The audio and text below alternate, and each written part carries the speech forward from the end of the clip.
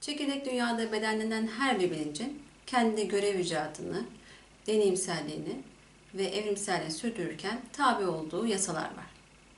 Bu yasalar Atlantalı tanrısal özler tarafından bilhassa yazılmış, çizilmiş diyelim, kabul edilmiş, uygulanmaya sokulmuş yasalardır. Çekirdek dünyaya gelen bir varlığın muhatap olduğu boyutun boyutsal özelliklerini bilen tanrısal özler diyor ki, eğer bir bilinç çekirdek dünyaya geldiğinde belli başlı zorluklarla karşılaşabilir. Bu karşılaşacağı zorluklardan dolayı kendisinin bazı haklara sahip olması lazım. Bunlardan bir tanesi karmik yaşam. Karmik yaşamı neye göre oluşturuyor? Karma yasası var. O karma yasasının alt dalları olarak düşünebilirsiniz. Diyor ki bir bilinç çekirdek dünyaya geldiğinde karmik yaşam döngüsüne uygun olarak kendisine bir karma oluşturabilir. Ve o karmayı her mahiyette de oluşturabilir. Her mahiyetten kastım zaten çekirdek dünya çift taraflı kutuplanmıştı. 2 tane kutup altına alınmıştı. Bir tanesi pozitifti, bir tanesi negatifti. Karmaları genelde insanlar olumsuz olarak değerlendiriyorlar. Bu dünyada şu an ne yapıyorsan bir daha enkarne olduğunda onun bedelini ödersin veya aynı uzay zaman diliminde ödersin diye söyleniyor. Tabii ki bu var, bu gerçeklik var. Ama bunun yanı sıra yani bir Atlantalı'nın kale aldığı karma şu. Bir uzay zaman döneminde çekirdek dünyaya enkarne olan bilincin uzay zaman bilinç reaksiyonlaşma hadisini gerçekleştirirken kendi özüne ait olan öz programları devreye sokma sırasında duyumsal, duygusal, düşünsel, zevksel olguları karşılaşmış olduğu obje, suje ve hadiselere bağlı olarak açığa çıkartırken bazen bunların istenen şekilde, bazen de istenmeyen şekilde devreye sokması kabul edilebilir. Ama bunun da kendi aralarında bir skala belli ediyor. Yani %100 tam da gökleri istediği şekilde devreye sokabilme gücüne de sahip çekirdek dünyadaki bilinç. Bir de arzu edilmeyen yani negatif kıymetli de. Ve de bunun arasında iki arada bir devre yani grilerde dolaşan da olabiliyor. Grilerden dolaşan kastım şu. Şayet varlık negatif kutbiyette deneyimi devreye sokmak isterse, devam edecekse bu mahiyetteki deneyimlere de ve evrimine bu şekilde yön verecekse tabii ki dahil olacakları plan orana ait bir plan. Pozitif zaten geldiği plana uygun. Griler ise bazen çekirdek dünyada pozitif, bazen negatif ama bunun yoğunluğu belli kıstaslarda. Yani çok negatifsel de değil.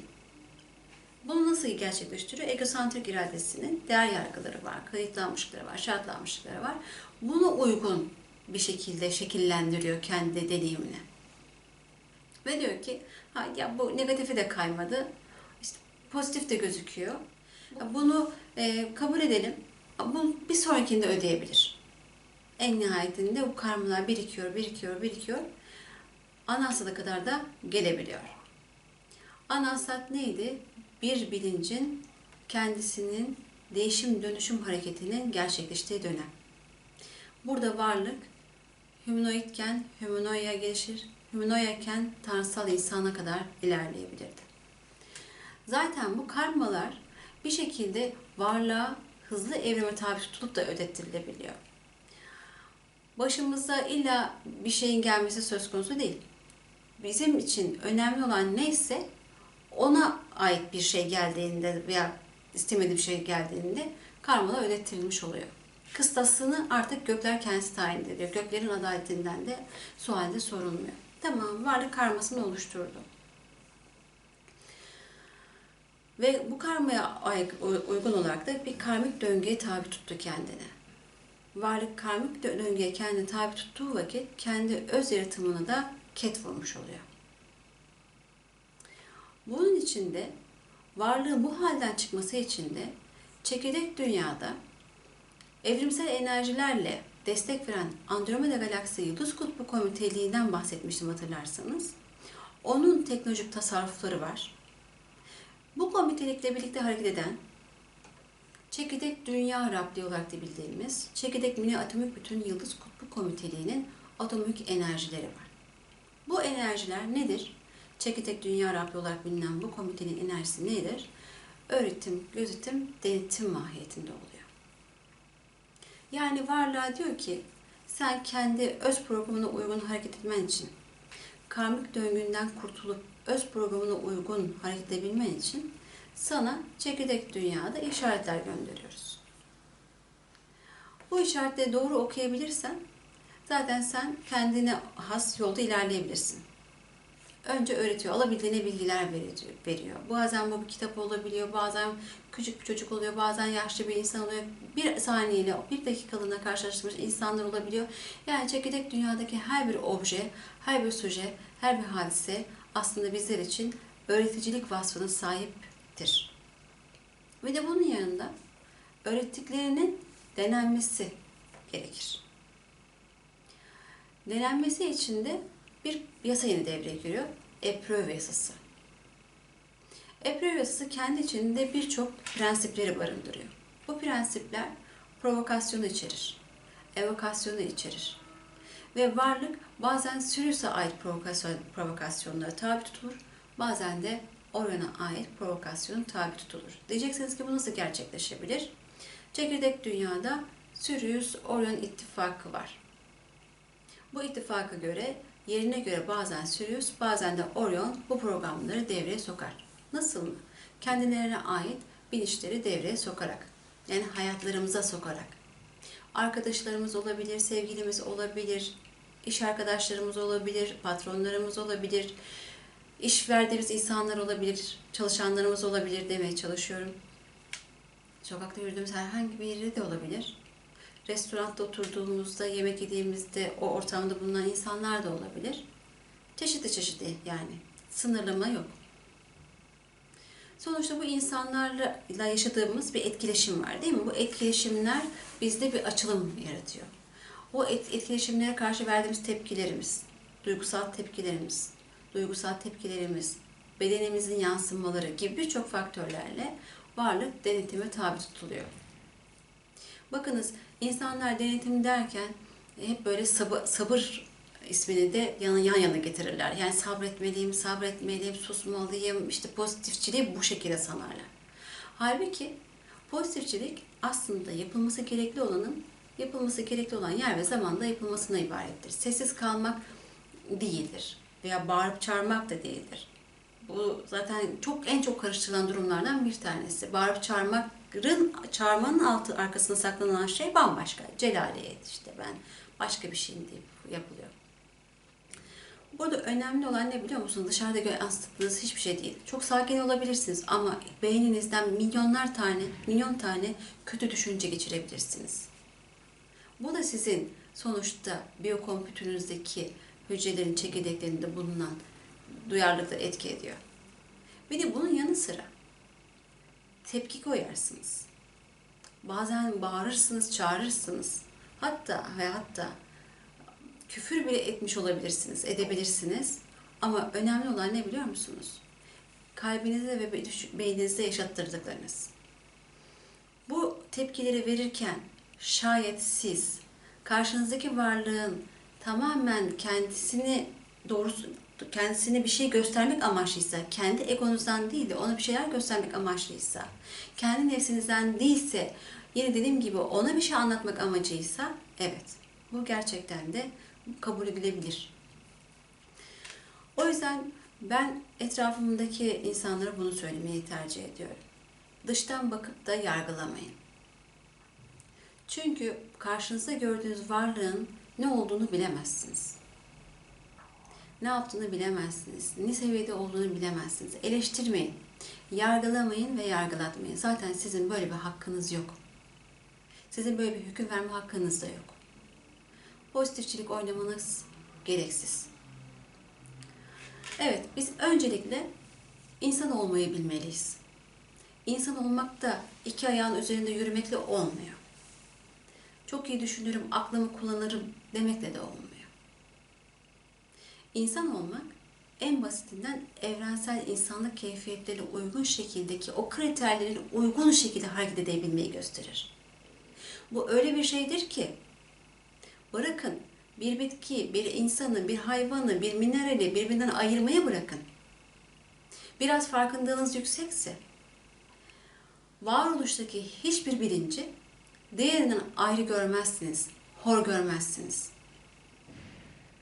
Ne yazık ki biraz spiritüel bilgiye sahip olan, biraz bu konularla ilgilenen herkes kendisini muayyen bir aşamada bu olguları yaşattırıyor. Bir alçaklık, bir yükseklik hevesine kapılıyorlar yani. Unutmayın. Yine alimlerin söylediği gibi ne aşağıya bakıp böbürlenmeyin ne de yukarı bakıp gocunmayın. Kendiniz şu an neyseniz onu olduğu gibi kabul edin ve kendinizle uğraşın. Kendinizle uğraştığınız vakit zaten inanın dünyanın tamamına daha fazla hayır sağlamış oluyorsunuz. Yani herkes kendisiyle ilgilenmeli. Kendi özsel gelişimiyle ilgilenmeli. Evlenme ihtiyacı da genelde dışarıya bakmaktan kaynaklanıyor. Şayet varlık kendi iç yaşamına doğru yönelebilirse, içine yönelebilirse, iç sesini duymaya başarabilirse bunlardan zaten ihtiyaç duyulmadığı için evlenme ihtiyacı da kalmaz. Epröv öcü bir şey değil. Tabii ki bunu söylerken lütfen korkmayın. Geliştirici bir olgu. Ve zamanla insanı geliştirir. Bir kıstas, iki kıstas, üç kıstas olgulara göre değişkenlik gösterir. Ve en çok da en zayıf olduğunuz noktadan vurulmak istenir. Neden biliyor musunuz? Çünkü sizin zayıf noktanız sizin Orion'a yem almasını sağlayan noktadır. O noktanın güçlenebilmesi için hem Sirius hem de Orion kendine düşen hak oranında ne yapar? Kendine uygun fonksiyonları çekirdek dünyada uygulatır. Evet, bakın tüm bunların nedeni, kaynağı yine sizin kendi içinizde saklı olan bir potansiyelden. Egonuz mu? Yine o potansiyelden kaynaklanıyor. Yoksa kişiliğinizin devreye girmesi mi? Yine o potansiyelden kaynaklanıyor. Nedir bu potansiyel? Sizin sahip olmuş olduğunuz biyokompütürünüzdeki o hücrelerin çekirdeklerinde yer alan genetik uzay bölgelerindeki programlanmış programlardan, duyarlılıklardan kaynaklanıyor. Başka bir şeyden kaynaklanmıyor. Bakın. Sizi siz yapan o programlar. Sizin egonuzu kabartan da, alçaltan da, yükselten de bu programlar. O halde bu programları kontrol edebilmenin yolunu veya doğru şekilde açabilmenin yolunu bulmalıyız. O yüzdendir ki çekirdek dünyada yüzyıllardır inşaat odaklarından inşaatlamaya tabi tutulmuş insanlar. Nereye bağlı? Çekirdek dünya Rabliğine bağlı. Ve çekirdek dünya Rabliği öğretimi, gözetimi, denetimi devreye sokarken varlığın gelişim prosesine uygun olarak Rablik enerjileri takviye eder. Bakınız çekirdek dünya Rabliği aynı zamanda Allah'ın 99 isminin zuhur mahalli olarak da bilinir. Tümünü yansıtabilme özelliğine sahip. Tabii ki buradaki Allah sistemi 99 Ra keyfiyette de sınırlı olmadığını bir kez daha belirtelim. Aksoy Rahmutlu Bilgelik öğretisinde temel olarak 99 Ra keyfiyet bilinse de bu Ra keyfiyetinin sonsuz sınırsız manalarının tecelli odağı olan insanın bu manaları gereği gibi çekirdek dünyada sergilemesi durumunda Allah sisteminden geçebileceğini söyler. Allah sisteminden geçmek neyi kazandırır? Allah sisteminden geçen varlık kendi tanrısal özbenliğe giden yolda kilometre taşı gibi ilerlemiş kabul edilir. Neden biliyor musunuz? Bakın Andromeda galaksisini söyledik. Çekirdek Dünya Rabliğinden bahsettik. Çekirdek Evren Yıldız Kutbu Komiteliğinden bahsettik. Bu üç komitelik birbiriyle iletişim halindeler. Ama aynı zamanda her birimizin tanrısal özbenliğinin yer aldığı süper hükümranlık, süper güç boyutu olarak da bilinen ilahi idare tek süper güç boyutu olan Karyamantas Onya ile direkt iletişim halindedir. Yani sizin tanrısal özbenliklerinizde direkt iletişim halinde.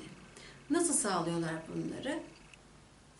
Bakın, Andromeda galaksisi ile çekirdek dünya Rabliği arasında Ra karakterli porlardan oluşma bir zaman tüneli var. Aynı Ra zaman tünellerinin bir benzeri çekirdek dünya Rabliği ile çekirdek evren yıldız kutbu komiteli arasında da var. Ve bu Karyamantas Onya'ya kadar da gidiyor. Bu zaman tünelleri niçin oluşturuluyor?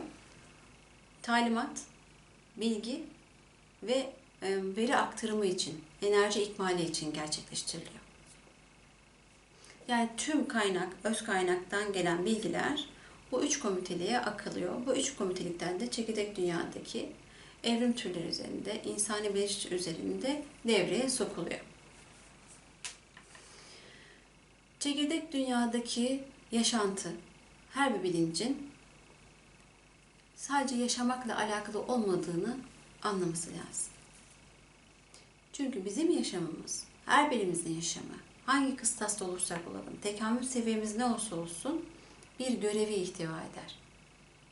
Bu görev ister genel evrimsel statüde olsun, ister özel evrim statüde olsun. Vurgulanması arzu edilen bir görevdir. Ve bu görev sizin kendi özünüz tarafından size direkt verilmiş görevlerdir. Ve bunu kontrol eden bir komisyonluk var. Buna görev komisyonluğu deniliyor. Yani her birinizin kayıtlarının bulunduğu bir komisyonluktan bahsediyorum. Bakın, bu o kadar muazzam bir teşkilatlanma ki mikrosundan makrosuna tüm bilinçlerin görev icraatıyla alakalı kayıtların tutulduğu ve bu kayıtların kontrol edildiği ve koruması yapıldığı, nezaret edildiği bir topluluktan bahsediyorum. Komisyonluk üyelerinden bahsediyorum. Bu komisyonluk üyeleri yeri ve zamanı geldiğinde varlıkların derler ya liyakat hanesine deniyor ki mesela X varlık şu görev icraatını şu derecede yerine getirmiştir. Bunlar bir bütünsellik oluşturuyor. Bir kriter olarak ne yapıyor? Raporlamaya tabi tutuluyor. Bu raporlamaların neticesinde çekirdek dünyadaki varlığa hangi mahiyette tasarruflar yapılacağı tespit ediliyor. Sadece bu görev icraat komisyonluğunun yaptığı bir şey değil. Tüm ilahi hiyerarşik kuruluşlar çekirdek dünyada bulunan görev icraat ünitesinin çekirdek dünyada deneyimin, evrimini, görevini devreye sokarken yapmış olduğu fonksiyonların bütünselliğini inceleyerek tasarruflarını devreye sokuyor. Bakın üzerindeki hassasiyete bakar mısınız? Sizin tanrısal özleriniz, yani tanrısal özlerimiz hiçbir şeyi şansa bırakmamış. Her yerden denetimi devreye sokmuş ve her yerden alabildiğine sizi desteklemeyi hedefletmiş. Ve buna uygun da ilahiler kuruluşları çekirdek dünyanın yakın planına veya uzak birimine her bir koordinatına eklemiş. Zaten biliyorsunuz Samanyolu galaksisinde de teknolojik üstlenmelerden bahsettik. Dünyanın kendi içinde de teknolojik üstlenmelerden bahsettik. Bunların kuruluş amacı ve var olma amacı tamamen ne?